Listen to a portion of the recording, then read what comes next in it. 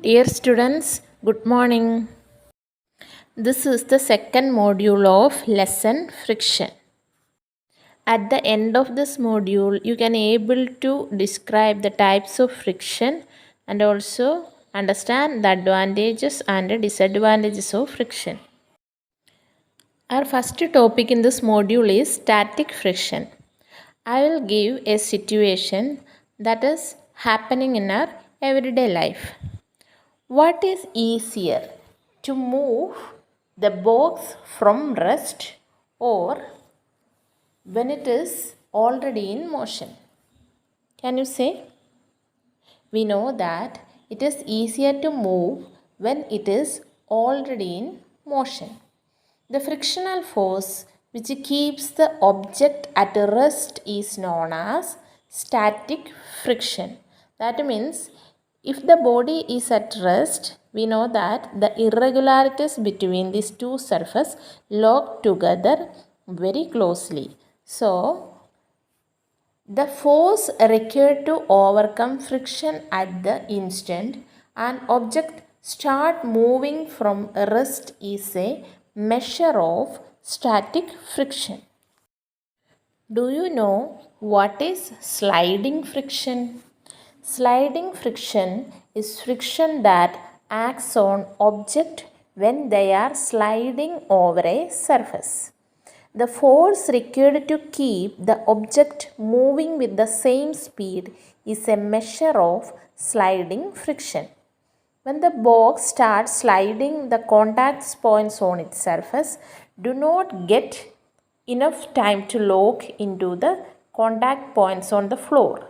So the sliding friction is slightly smaller than the static friction. Our next topic is friction is a necessary evil. What is the meaning of this topic? Actually, in our day to day life, sometimes friction is very useful to us, but sometimes it is not useful to us. Is it easier to hold a earthen pot or a glass tumbler? Suppose the outer surface of the tumbler is greasy or has a film of cooking oil on it. Would it become easier or more difficult to hold it? The earthen pot is easy to hold as compared to glass tumbler because earthen pot has a rough surface due to which it has more friction, where glass has a smooth surface due to which friction is less, so it can slip easily from our hand. Suppose the outer surface of the glass is greasy or has a film of cooking oil on it. It becomes more difficult to hold because friction is very less as compared to first two situations. Let us check some situations from our day to day life that friction is useful to us. Is it easy to move on a wet muddy track or wet marble floor? Can you imagine being able to walk at all if there were no friction? We know that it is difficult to move on a muddy track or a wet marble floor because friction is less there. We could not write with a pen or pencil if there were no friction. Friction helps writing with chalk on the blackboard. Its rough surface rub off some chalk particles which stick to the blackboard. If an object started moving, it would never stop if there were no friction.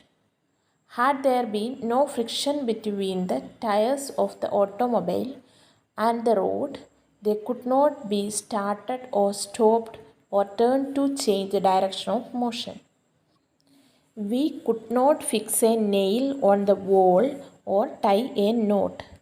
Without friction, no building could be constructed. On the other hand, friction is an evil too. It wears out the materials, whether they are screws, ball bearings, or soles of shoes, as shown in the figure. The main problem with the friction is that it wears things away, so they need to be replaced. The tires on the racing car will often need to be replaced as friction wears them down. Friction also wears engine parts, screws, ball bearings, or soles of shoes, so they need replacing. Friction can also produce heat. Vigorously rub your palms together for a few minutes. How do you feel? When you strike a matchstick against a rough surface, it catches fire. You might have observed that the jar of a mixer becomes hot when it is run for a few minutes. You can cite various other examples in which friction produces heat. In fact, when a machine is operated, heat generated causes much wastage of energy. So, friction is not useful in these cases. Students, today we discussed different types of friction and what are the advantages and disadvantages of friction. Hope you understood this lesson.